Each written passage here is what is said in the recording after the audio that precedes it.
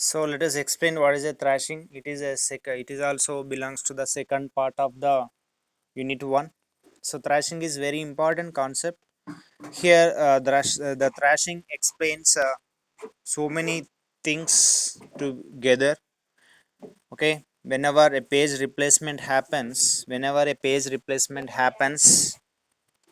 so there is a possibility of a situation called thrashing. First we have to know what is meant by thrashing basically.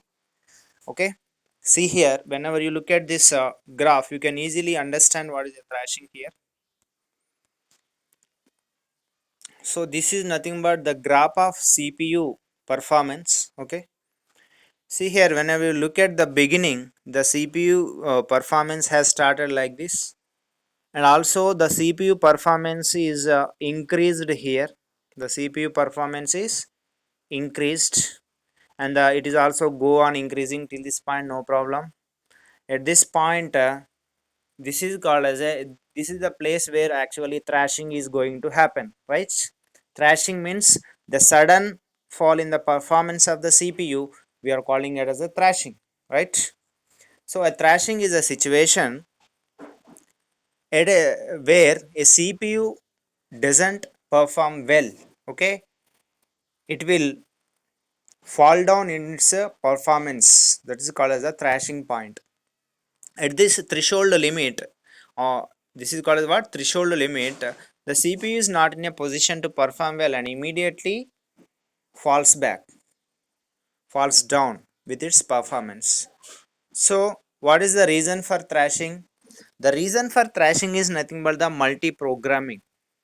Why thrashing happens and what is the main reason for the thrashing to happen, let us discuss. Okay, let us take one example.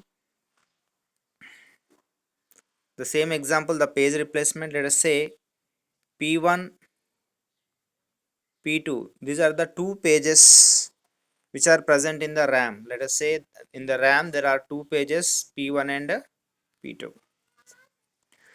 Multi-programming means whenever this is, let us say this belongs to the process number 1. What is this one? This belongs to the process number 1. This belongs to process number 1.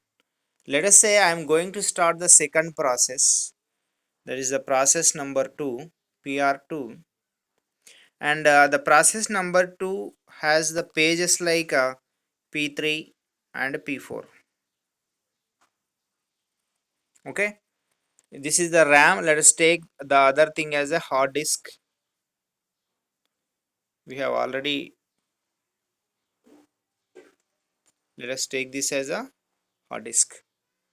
So in the RAM, what is executing right now? P1, P2, these two pages are executing right now, which belongs to the process number 1.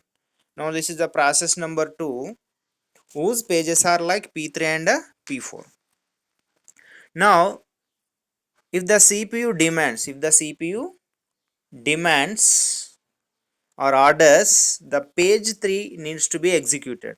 What the CPU says?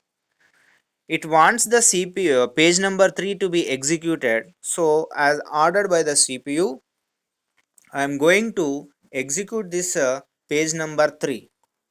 So where it is executed, actually it must be executed through the RAM, right? So but in RAM we have only two pages which is already filled up.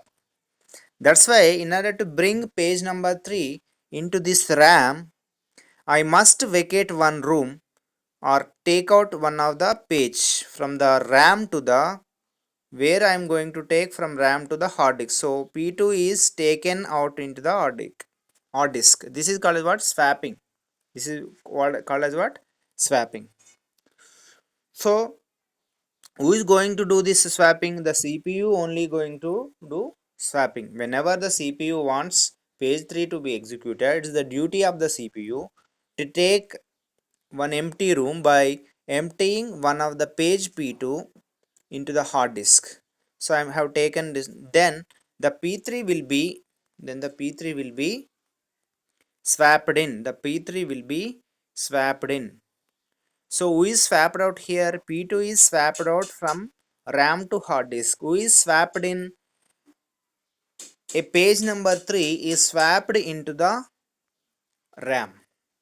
So whenever the CPU is swapping this process from RAM to hard disk or some other hard disk to RAM, what is happening? Unnecessarily CPU is not doing any work. Its time is unnecessarily wasted. Whenever the CPU is doing this swapping work, CPU's time is wasted, right?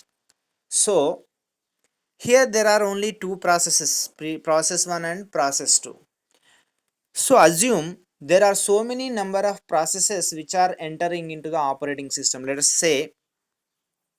us think that there are so many processes which are entering into the operating system, P2, P3, P4. Whenever the number of processes are more, the number of pages that is need to be executed will also more. So whenever the number of pages increases, automatically the swapping work of CPU also gets increases. So the CPU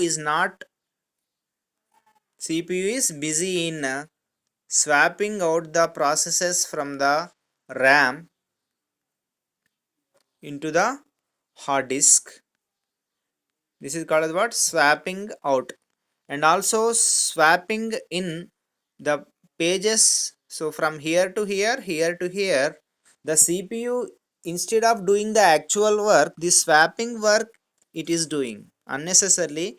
It is wasting time in swapping out the processes from RAM to hard disk and swapping in the process from hard disk. So by this, the actual work that should be done by the CPU is postponed. So as the degree of the multiprogramming increases, what happens? Automatically the CPU utilization will decrease. Why? Because instead of doing the actual work, the CPU is busy in swapping in and swapping out the processes. So this situation where the CPU lacks its performance because of the swapping in swapping out of the processes because of the multi-programming, we are calling this as a thrashing. Okay, so this is the